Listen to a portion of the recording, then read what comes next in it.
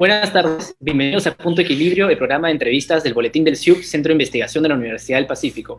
Hoy día vamos a conversar con José Alejandro Godoy. José Alejandro es docente del Departamento Académico de Ciencias Sociales y Políticas de la Universidad del Pacífico y vamos a conversar acerca del panorama que tenemos de cara a las elecciones del 11 de abril. Vamos del mal peor al mal menor. Bienvenido, José Alejandro. Gracias, José Ignacio, por la invitación. José Alejandro, estas elecciones generales son tal vez las más particulares desde el retorno a la democracia en el Perú desde el 2001, ¿no? Debido a la pandemia del COVID-19, la mayoría de candidatos no está realizando actividades con simpatizantes, la publicidad se encuentra por primera vez regulada por la OMPE, ¿no? Debido justamente al proceso de reforma política que impulsó el presidente Vizcarra, ¿no? Las personas están pensando mucho en su propia salud que en la campaña, ¿no? Y esto se ve reflejado en que a menos de 2 semanas de las elecciones, ningún candidato pues supera el 17% de las preferencias electorales.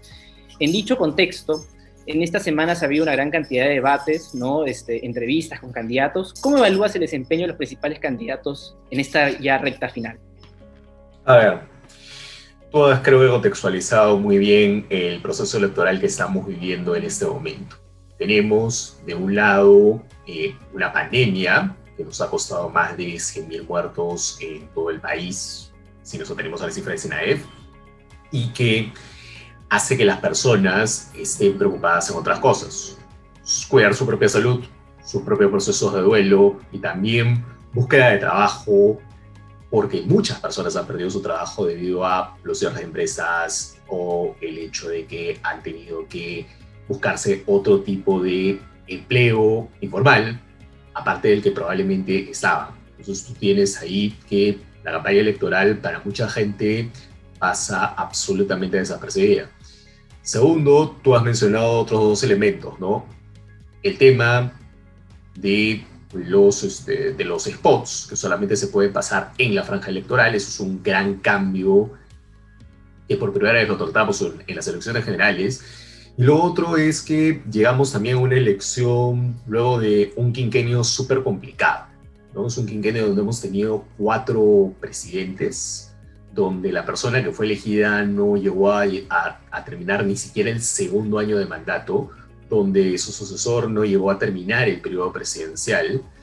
Entonces tenemos una situación en la cual la gente, por todos estos motivos, tiene mucha mayor desconfianza de la política, se siente mucho menos cercana a algún líder político, algo que ya venía de antes, ¿no? Ya uno en el 2016, 2017 viendo encuestas se daba cuenta que el índice de desafección política era súper alto, que lo que venía ocurriendo en el país era un alejamiento de la gente de la política y de que ésta pudiera mejorar su vida cotidiana.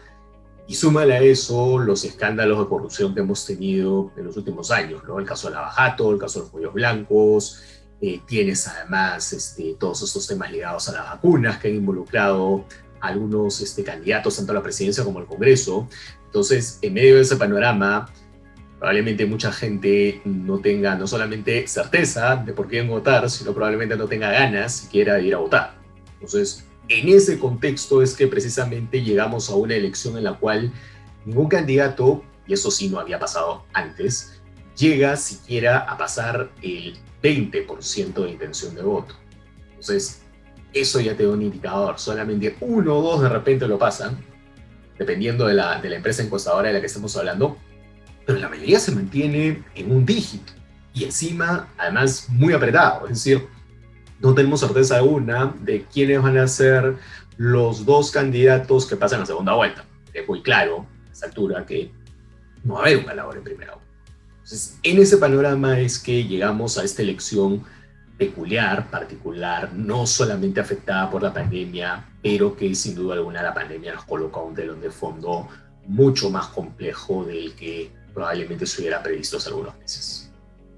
En ese sentido, ¿no? En esta incertidumbre de no saber quién va a pasar a segunda vuelta, porque realmente cualquiera podría pasar, salvo parece aparentemente el Lescano será uno de ellos, pero no sabemos quién será el otro. ¿Cómo podrían evolucionar las preferencias electorales de acuerdo con el desempeño que estamos mirando estas semanas de cara al 11 de abril? Pues, a ver, Es cierto que Lescano hasta ahora es el candidato que le ha ido mejor. Es un candidato que lo que ha hecho es cubrir cierta oferta populista en lo económico, es decir, sobre todo en algunos aspectos en los cuales él ya como parlamentario había trabajado, ¿no? Sobre temas de defensa del consumidor, tarifas, tarjetas de crédito, cosas que le afectan al ciudadano de clase media y de clase baja, que probablemente sientan que ese tipo de propuestas engancha, más allá de si están bien sustentadas o no, con un sentido común que es, por favor, aliviame el bolsillo de cualquier modo. ¿Okay? Entonces, eso pasa en el caso del Lescano. Los demás tienen un comportamiento que, digamos, hay un patrón común a todos ellos. Primero, que apuntan a un nicho de electorado que es básicamente el que ya tiene, ¿no? Forsyth, a quienes no quieren, digamos, nada con la vieja política y al mismo tiempo no se ubican ni a la izquierda ni a la derecha. Verónica Mendoza, con el electorado claramente izquierda. López Aliaga, básicamente con el electorado más a la derecha. Keiko Fujimori, con su núcleo duro de fujimoristas, ¿no? Y el resto viendo de dónde saca votos en general, ¿no?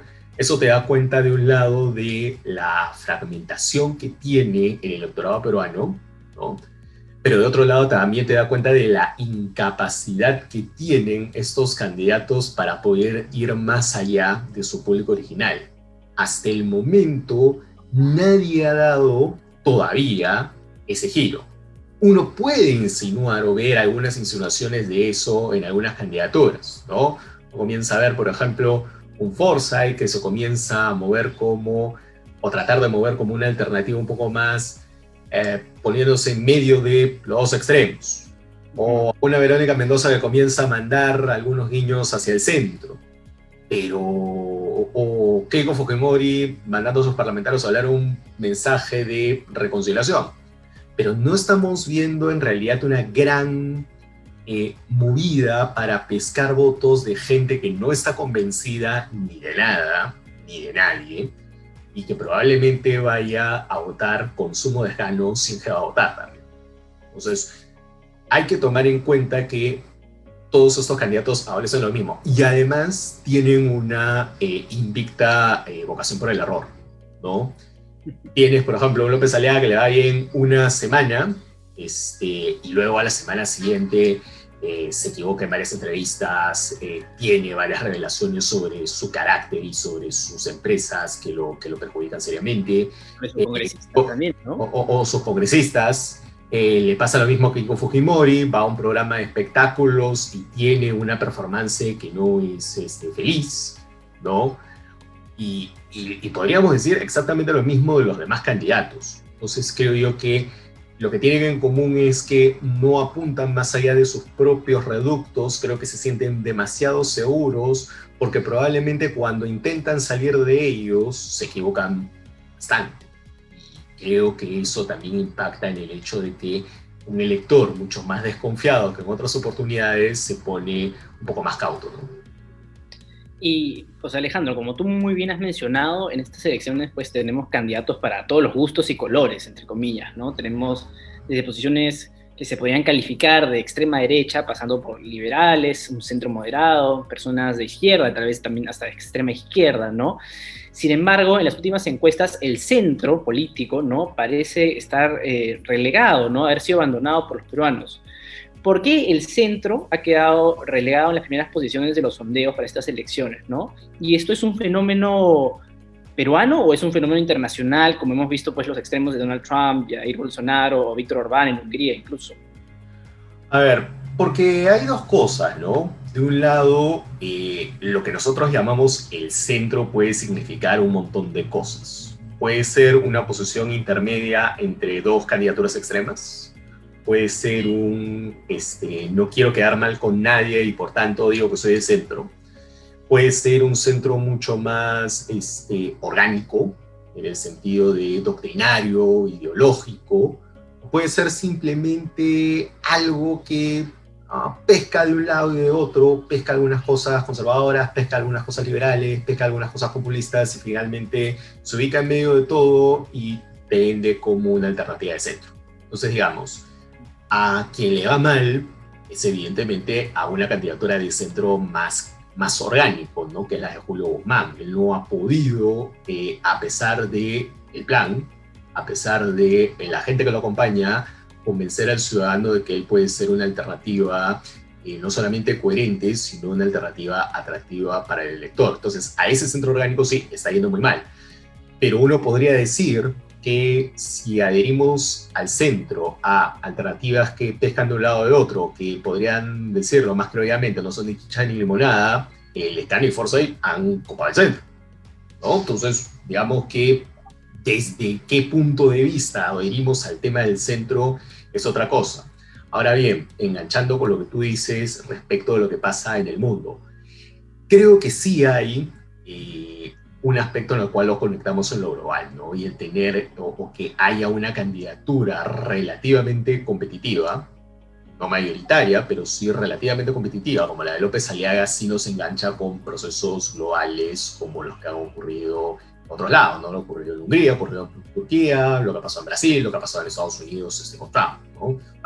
López Aliaga representa a ese tipo de mensaje, a ese tipo de liderazgo, y creo yo que ha pescado algunos votos por algunas razones, ¿no? Uno, sí es cierto que hay un núcleo muy fuerte, muy duro, muy conservador en distintas cosas, sobre todo en los sectores altos y medios en Lima, ¿no? Gente que no quiere saber absolutamente nada con la izquierda y ni siquiera quiere saber nada con el centro, ¿no? Al cual consideran demasiado blando, demasiado débil, y creen que lo que se viene es básicamente una ola que va a arrasar el mundo tal cual lo conocieron. De otro lado, tú tienes ese es, digamos, el núcleo más duro del voto de López Aliaga, ¿no? Tú tienes además un grupo de personas, y ahí comparten electorado con De Soto, que creen que un empresario o alguien que tiene un mensaje más pro mercado es alguien que probablemente va a generar más rápidamente puestos de trabajo. Es una preocupación que mucha gente tiene. Entonces digamos que ese mensaje también empata.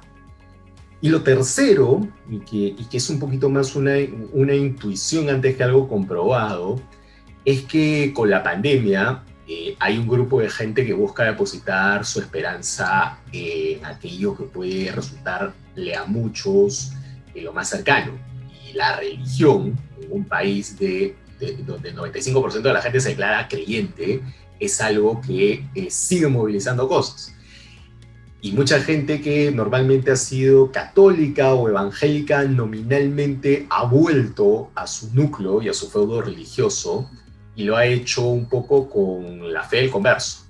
Y al hacerlo con la fe del converso, lo que termina haciendo finalmente es ser mucho más radical de lo que sería un creyente que ha mantenido su práctica durante estos años y no alguien que, no una experiencia tan fuerte como la que hemos pasado con la pandemia, retorna y finalmente se engancha con la misma. Exacto, ¿no? Y José Alejandro, justamente tú has mencionado este tema de la crisis política, social y económica que vivimos, ¿no? Y en ese contexto, pues, algunas propuestas que presentan los candidatos que hoy por hoy se están postulando pueden sonar un poco distantes de la emergencia que estamos viviendo, ¿no? Así, por ejemplo, pues hemos escuchado hablar de cambios de constitución, expulsar a Odebrecht del país y poner una multa muy alta, expropiar bienes, solicitar a la OMC que también que las farmacéuticas nos den sus patentes para producir en el Perú las vacunas contra la COVID, otorgar títulos de propiedad, en fin. Son todos estos problemas que muchas veces no pueden sonar apartados del día a día de los peruanos, ¿no? En ese sentido, ¿qué crees que está buscando el elector peruano? ¿Qué es lo que quiere escuchar? ¿Cuáles son las propuestas realmente que este país necesita? A ver, primero hablar de el elector peruano es un poco más complicado, porque yo no creo que exista el elector peruano, sino que hay distintos tipos de electores en el Perú. O sea, tú tienes a un montón de gente que busca distintas cosas y por eso es que tienes un voto tan fragmentado, ¿no? Y por eso es también que los candidatos a esas demandas responden con propuestas de distinto tipo, ¿no? O sea, desde un Lescano que plantea lo que tú acabas de decir, ¿no? Pedirle a la OMC que liberalice las patentes para que el Perú produzca las vacunas. Uno, olvidando que efectivamente la OMC y las farmacéuticas tienen toda una pugna larga sobre esto y que el Perú no va a resolver esto. En segundo lugar, que el Perú lamentablemente no tiene la capacidad para poder implementar los laboratorios para poder producir vacunas. No somos Argentina, no somos Chile, no somos México, que tienen esa autonomía científica para poderlo hacer, ¿no? De otro lado, tú tienes el hecho de lecturas muy ideológicas respecto de este punto, ¿no? Hay quienes piensan que lo que el Perú necesita es, digamos, mucho más apoyo al emprendedor o al empresario en los términos de Hernando de Soto, ¿no? Y Hernando de Soto le habla a ese nicho votante, pero probablemente no Hernando de Soto, dado de que su mirada sigue basándose en un libro de hace más o menos 35 años, pues probablemente te da la idea de que en algunas cosas puede haber quedado un tanto desfasado. O le pasa lo mismo ya en el otro lado ideológico a Verónica Mendoza, ¿no? Probablemente haya creído que la crisis sanitaria, la crisis económica y la crisis política que hemos vivido el año pasado colocaba sobre la mesa la posibilidad de un momento constituyente. Cuando se han hecho encuestas sobre ese momento constituyente, más bien lo que la gente quería era más punitivismo y no tanto de repente un cambio de capítulo económico de la Constitución, ¿no? Es la cuarta, quinta demanda cuando tú la ves en términos de encuestas. Entonces, hay de un lado una oferta muy fragmentada, o sea, hay un público que está buscando distintas cosas y esa búsqueda de distintas cosas a veces ni siquiera es tan claro cómo definirla, porque hay gente que puede estar buscando simplemente una solución de día a día y con esa mentalidad te vas a votar. Hay gente que probablemente sí esté pensando en una visión de más largo plazo de país y sí esté pensando más en otro tipo de términos. De otro lado, tú tienes del otro lado lo que los políticos están señalando, que no está conectando todavía con el ciudadano porque el ciudadano está preocupado en otra cosa, ¿no? Y digamos que creo que los candidatos todavía no terminan de decirle qué es lo que van a hacer para afrontar ese día a día y a su vez venderle un horizonte de futuro mejor. No encuentro hasta ahora un candidato presidencial que te venda algún tipo de esperanza o de alegría o de confort en todo esto. Y esto creo que es precisamente lo más preocupante de esta elección. Es una elección a la que la gente va con apatía, pero que al mismo tiempo el candidato o los candidatos y las candidatas no te ayudan precisamente a conectarte y engancharte con algún tipo de mensaje que te genere esperanza o ilusión. De acuerdo, ¿no? Y yo creo, bueno, que estamos tan absorbidos, ¿no?, por esta emergencia sanitaria y política que vivimos ya hace unos meses, que hemos pues relegado las elecciones congresales y presidenciales del 11 de abril, ¿no? Mucho más las del Congreso, ¿no? Y en 2016 ya vivimos en carne propia las dificultades propias pues que emanan de tener un poder ejecutivo y un poder legislativo que están en manos de diferentes partidos y que están también en las antípodas, de cierta manera, ¿no? ¿Cuáles son los criterios? Y acá te pediría que nos ayudes a todos los electores, ¿no? ¿Cuáles son los criterios que deberíamos tomar en cuenta a la hora de elegir a nuestros próximos padres de la patria, ¿no? ¿Tú crees que podrá el próximo presidente trabajar fluidamente con el Congreso o vamos a tener 5 años más de atomización y de conflictos? A ver, son dos preguntas. Quiero comenzar con lo último para irme a lo primero. Primero, sí, lo más probable es que el Congreso que vamos a elegir sea súper fragmentado, que sea un Congreso en el cual tenga representación de varios partidos y con intereses muy distintos y que va a ser muy difícil tratar de, o va a ser muy complicada la generación de consensos alrededor de distintos temas. Y eso creo que es algo con lo cual vamos a tener que convivir, ¿no? Probablemente va a ser un Congreso que también va a tener una tendencia por momentos a buscar algún tipo de salida populista, de repente al inicio mucho más, pero si estos congresistas leen adecuadamente la realidad, se pueden dar cuenta que de repente eso no le ha sido negocio a las dos bancadas y más proyectos populistas han puesto, ¿no? Que son Podemos Perú y Alianza para el Progreso, que están en riesgo de no pasar la valla electoral de acuerdo a lo que van diciendo todas las encuestas. Entonces, de alguna u otra manera, no es que el populismo te dé réditos, sino que probablemente tampoco sea premiado. Sí, porque además sus proyectos han sido declarados inconstitucionales, la mayoría, ¿no? Exacto, ¿no? Y además creo que han tenido un comportamiento político mucho más errático del que se podría pensar. Entonces, fíjate que de alguna u otra manera, en medio de la fragmentación y en medio de la mala noticia que puede suponer una fragmentación y una tendencia a gastar más probablemente, puede haber todavía algún tipo de frenos, tanto de la opinión pública como del Tribunal Constitucional para eso. Yéndome a tu primera pregunta, ¿qué criterios deberíamos tener para elegir mejor el Congreso? Primero, votar por listas. O sea, es importante fijarte en una lista que se adhiera mucho más, si no a 100%, la que se acerque mucho más a tus intereses, a lo que tú pienses en términos políticos, en términos económicos y en términos sociales, ¿no? Dos, ver si es que esa lista tiene una agenda parlamentaria. Hay algunas listas que han presentado una agenda parlamentaria relativamente orgánica, otros un poquito más dispersas, pero hay algunas listas que lo han hecho. Tercero, revisar un poco las trayectorias de vida de las personas, ¿no? Revisar qué es lo que hacen, si tienen algún tipo de pendiente con la justicia, si han tenido algún tipo de escándalo, cómo se han comportado en general, y cuáles son los temas en los que han tomado posición y cuál ha sido la posición que han tenido. Y ahí ya obviamente evaluar dentro de esa lista a quién le otorgarías tu voto preferencial, si es que finalmente decides elegir por eso. Lo mismo caso para el patito fue de esta elección, ¿no? Que es el Parlamento Andino, y nadie sabe absolutamente por quién votar, y que probablemente nadie se acuerde de esa parte de la elección hasta faltando una semana antes de las elecciones. Sí, porque tampoco muy poca gente sabe qué hace el Parlamento Andino al final, ¿no? Así es. Y tal vez la repregunta sería en este caso, ¿qué necesitamos pues para que este Congreso, que va a estar sumamente fragmentado, pueda llegar a consensos y proponer leyes beneficiosas para el país, ¿no? Un acuerdo nacional, porque aparentemente no ha dado tantos réditos del acuerdo nacional que tenemos hasta ahora. Yo creo que eso tiene que partir de una presión ciudadana, de decirle a la gente, oye, hay cosas que tú no puedes hacer, ¿no? Alberto Vergara lo ponía el día domingo en una columna muy sugerente del Comercio, un primer consenso, ¿no? Que es, yo no te disuelvo, yo tampoco te vato, ¿no? Llegar a una suerte de primera iniciativa de la cual ni uno ni el otro terminen haciendo barbaridades de enfrentamiento de un poder del Estado con el otro, ¿no? Quizás un segundo acuerdo sea ver, ok, la gente necesita trabajo, necesita salud y probablemente algo de plata en el bolsillo.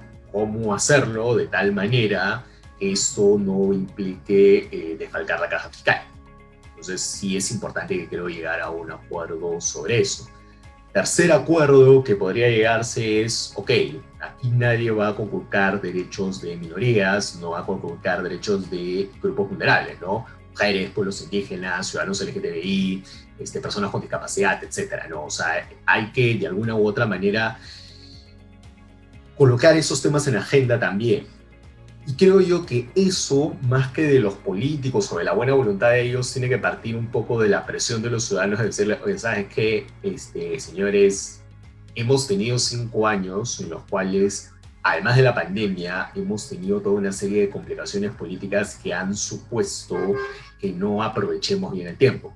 Por tanto, es necesario que cambiemos de actitud y ustedes son los llamados a hacerlo. De lo contrario, la gente se lo va a hacer saber en la calle cuantas veces sea posible. Ya lo hicieron en medio de una pandemia, lo podrían volver a hacer. Entonces, creo yo que un poco es la presión ciudadana la que finalmente terminaría llevando a que estos políticos se puedan poner de acuerdo. De motu propio, salvo uno que otro grupo, no veo una vocación per se de tener ese tipo de acercamiento, llegar a acuerdos y a consensos de forma muy, muy rápida, ¿no? Exacto, ¿no? Y José Alejandro, ya hemos hablado un poco del centro, ¿no? Ahora hablemos de la derecha, ¿no? La derecha tradicionalmente, pues, en las últimas elecciones de 2011 y 2016 ha sido el bastión de Keiko Fujimori y del partido Fuerza Popular, ¿no? Sin embargo, pues, en estos comicios vemos la emergencia de estos dos candidatos, como son Hernando de Soto y Rafael López Aliaga, que se han posicionado en este tradicional bolsón fujimorista, ¿no? Incluso Rafael López Aliaga ha tomado la delantera, aparentemente, en las últimas encuestas, quitándole bastante margen de maniobra a Keiko Fujimori en el grupo donde podría estar creciendo, ¿no? Para pasar a la segunda vuelta. ¿Tú por qué crees que el fujimorismo ha perdido este bolsón electoral tradicional? ¿Podrá Keiko remontar y recuperarse antes de esta primera vuelta? Bueno, a ver, es que hay dos cosas ahí, ¿no? De un lado, Keiko Fujimori dilapidó durante los últimos 5 años el capital político que ella tenía. O sea, ella estuvo a 40.000 votos de ser la presidenta del Perú. Ella fue lo suficientemente irresponsable en el comportamiento de su bancada y en su propio comportamiento personal de no colocar precisamente un acento mucho más claro respecto de lo que ella quería y podía hacer en torno a cuestiones de política pública, pero también a cuestiones políticas. Entonces, ella tiene ahí una primera razón por la cual no está obteniendo los votos que quisiera obtener. La segunda es, obviamente, todos estos temas judiciales o de financiamiento irregular de campañas que a ella le ha golpeado de forma muy, muy, muy dura. Tercero, incluso en el fujimorismo más duro, hay un grupo o hay un núcleo de gente que podría no creerle la reconciliación con el papá, ¿no? O sea, finalmente eso genera un resquemor, considerando de que ella en un momento dado dijo que no estaba de acuerdo con las formas en las cuales su padre había sido indultado. Ahora dice que lo indultaría. Entonces, ese cambio de discurso no resulta tan creíble. Y súmale a eso el hecho de que ella ha asumido ya que para bien y para mal es una Fujimori. Y al hecho de que para bien y para mal es una Fujimori implica asumir el activo y el pasivo de ser alguien que representa a la familia Fujimori y al Fujimorismo. Y eso implica que si ella en algún momento dado comienza a subir, inmediatamente el antifujimorismo se activa. Y le va a recordar la mochila pesada del padre, porque además ella está reivindicando al padre en esta campaña, y le va a recordar su propia mochila. O sea, considera que con todos estos elementos ella es la candidata con más antivoto. Ella es la persona que en todas las posibles segundas vueltas perdería, y en muchos casos por largo. Entonces, hay que tomar en consideración que ella está en una posición súper complicada. Tienes además que López Aliaga y De Soto hasta la semana pasada habían sido muy efectivos en robarle votos, ¿no? De Soto probablemente con el sector más liberal en lo económico, que ya no cree tanto en que el fujimorismo pueda ser un garante del modelo, y el otro lado López Aliaga comiéndole todo el voto más conservador.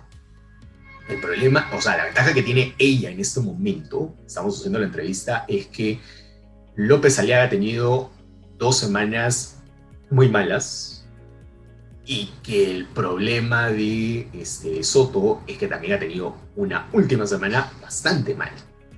Entonces, ella queda un poco como que en el medio de eso, pero el problema para ella es que al tener un antivoto tan fuerte, no sabemos si es que ella va a ser la que va a aprovechar eso, si de repente esos votos se van a terminar yendo donde Forzani o donde otro candidato. Entonces, ten en cuenta que la gente está todavía buscando un candidato, y es como que ven a Keiko Fujimori, ven al pasado. O sea, y creo yo que además el otro gran problema que tiene el fujimorismo es haberse quedado en el mensaje de yo soy la mano dura, yo voy a ser igual que en los 90, y eso le dice probablemente mucho, no sé, a nuestros papás, a nuestros abuelos, y esto es, ¿no? Porque finalmente, de repente, nuestros papás o nuestros abuelos dicen los 90, no, por favor. En cambio, a un joven universitario que se va a su primera elección, se está preguntando quién diablos es Alberto Fujimori, ¿no? Entonces, no es que le diga mucho eso. Claro, ¿no? Y más en un país que muchas veces adolece de memoria política, como es el Perú. Exacto.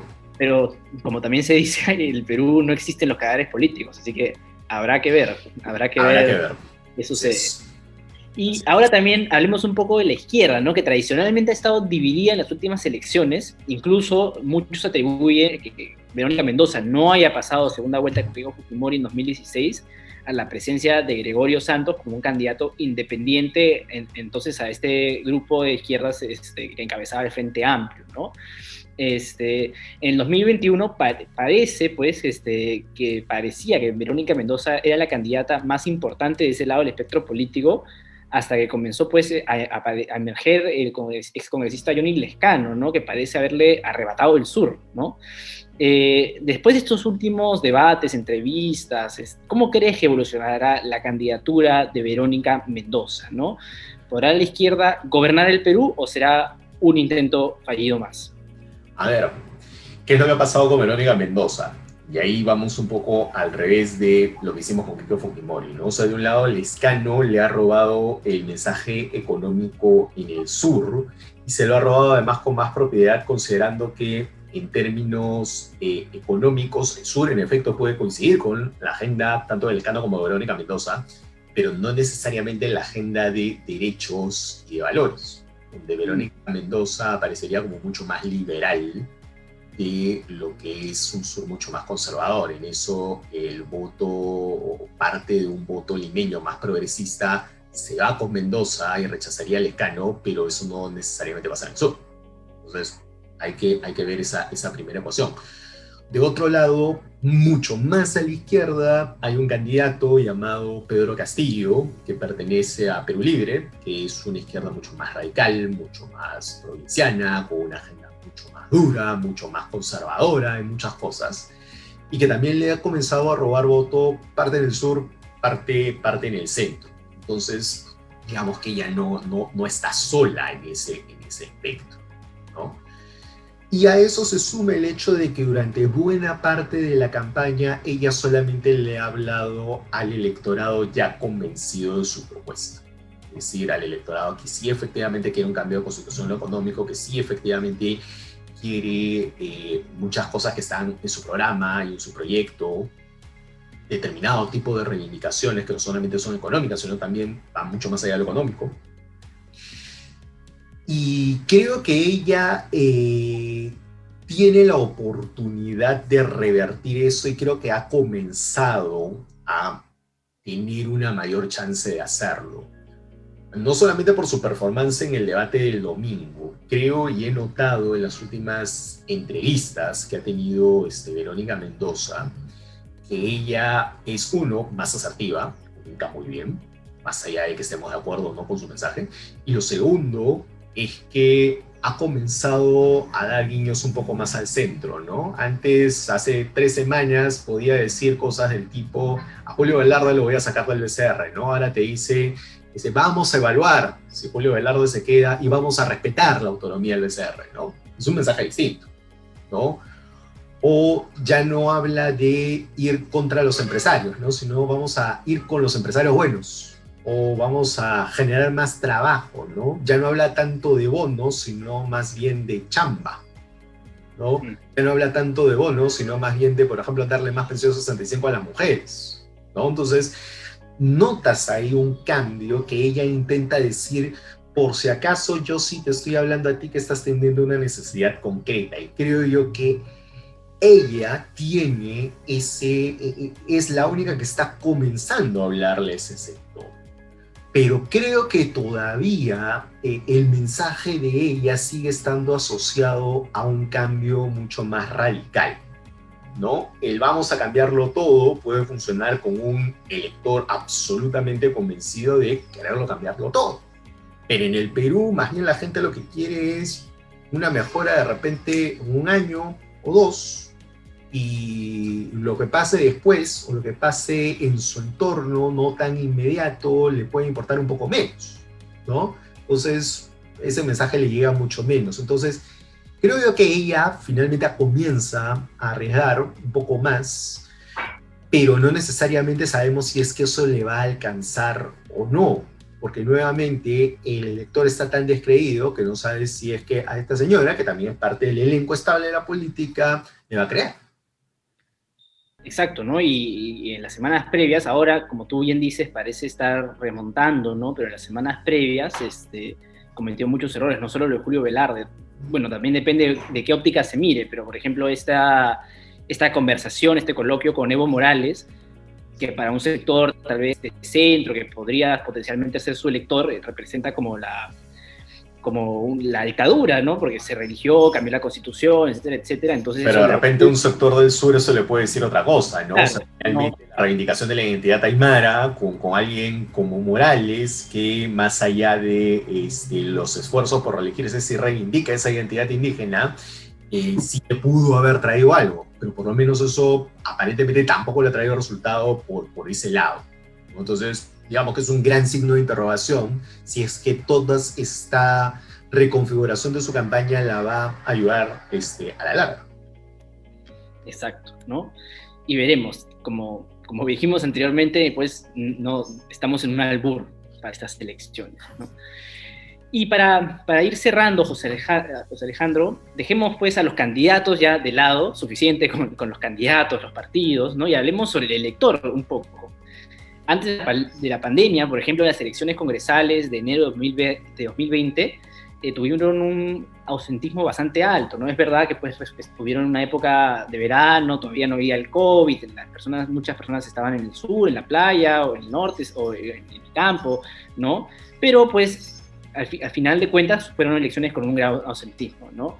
Hoy con una pandemia que está en el pico de la segunda ola, que aparentemente además no baja, ¿no?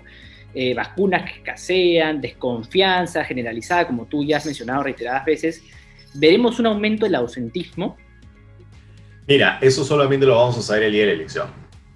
Y para eso, tres cosas, ¿no? Primero, por lo menos en términos de encuestas, ha crecido el porcentaje de gente que ha dicho que va a votar y ya se ha acercado más o menos al término histórico de la gente que va a votar, que es entre el 80 y el 90% de la gente, ¿no?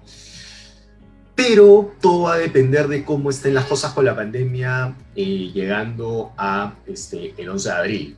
Creo yo que además del incremento en el número de contagios y la presencia de la variante brasileña en el Perú, lo que ha terminado gatillando el hecho de que vayamos a tener un confinamiento en Semana Santa es precisamente que a la semana siguiente la gente pudiera votar bien, ¿no? Creo yo que la medida en esa medida, y considerando también el nivel de contagios, es acertada, ¿no? Entonces creo que por ese lado el gobierno está tomando esas previsiones. Creo también que OMPE tiene que ser mucho más agresiva en su comunicación. Lo está haciendo en redes, lo está haciendo también en carteles en la calle explicando cómo va a ser el protocolo de votación, pero siento que necesita más presencia en medios vacíos explicando cómo va a ser el proceso para que la gente no se aglomere y para que la gente pueda ir con su lapicero a votar. O sea, finalmente la idea es ir lo más protegido posible, guardar la distancia posible, ir, entrar del local, votar y salir. Pero para eso tú necesitas una campaña masiva de comunicación y creo que OMPE tiene que en las próximas 2 semanas ir muy a fondo en eso, muy a fondo con preguntarnos y con decirnos qué es lo que se tiene que hacer al momento de llegar al local de votación, porque mucha gente puede no saber por dónde va a ir o a dónde va a ir. Entonces sí es importante que esas campañas se extremen. Entonces, como en todo en esta elección, no vamos a saber nada con certeza hasta el mismo día de la elección. Y eso incluye también cuánta gente va a votar. Perfecto. José Alejandro, nos preguntan desde las redes sociales, ¿no? Justamente en relación a la pregunta anterior, María Paula nos pregunta ¿cómo impactaría en los resultados electorales un ausentismo, ¿no? Si es que lo hubiese, y en la legitimidad del proceso en general?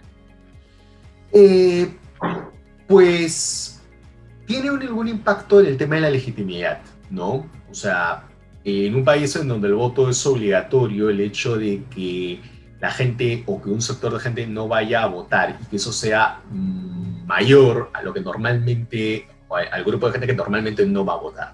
Sí, hay un grupo de gente que normalmente no va a votar por distintas razones, está por el país, no ha cambiado de dirección, se enferma ese día, o simplemente no le da la gana y va a pagar su multa.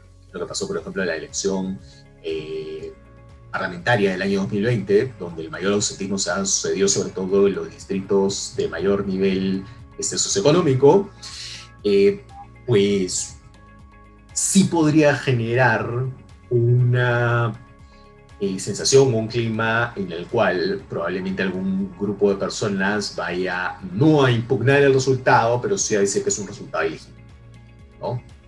Probablemente algún candidato va a tratar de aprovechar ese clima para tratar de legitimar la elección, lo cual es muy grave y muy peligroso. Entonces, lo que hay que repetir y lo que hay que señalar es que esta OMPE, y en particular esta jefatura de OMPE, es una jefatura confiable. Creo yo que en términos generales, tanto la OMPE como el Jurado Nacional de Elecciones se han comportado muy bien. No se ha excluido a ningún candidato presidencial o parlamentario de alto perfil. Por tanto, creo que ahí, a diferencia de lo que ocurrió en el 2016, la justicia electoral ha tenido un comportamiento mucho más equilibrado. Y de otro lado, la OMPE sí ha buscado dar todas las garantías suficientes al votante para que pueda ir con cierta tranquilidad a ejercer su derecho a sufragio. Entonces, creo yo que más bien los organismos electorales tienen que ser mucho más claros en decirnos qué es lo que están haciendo para que nosotros nos podamos sentir mucho más confiados al momento de la votación. Entonces, por ahí es donde debería ir. Efectivamente, sí, un riesgo que tenemos es que si finalmente va menos gente a votar, probablemente la legitimidad del proceso, no necesariamente en términos de fraude o de desconocer los resultados, pero sí probablemente en términos de debilidad del gobierno y del Congreso entrantes, eso sí pueda terminar siendo algún tipo de incidencia. Muchísimas gracias, José Alejandro, por esta interesante entrevista que espero que a nuestra audiencia le haya servido, por lo menos para acotar un poco sus opciones electorales. Y pues nada, a nuestra audiencia, que síganos en redes sociales, próximamente tendremos muchísimo más contenido para ustedes. Muchísimas gracias por haber estado con nosotros, José Alejandro. No, gracias a ti, José Ignacio, y gracias a quienes nos han visto y a quienes probablemente vean este video un poquito más tarde.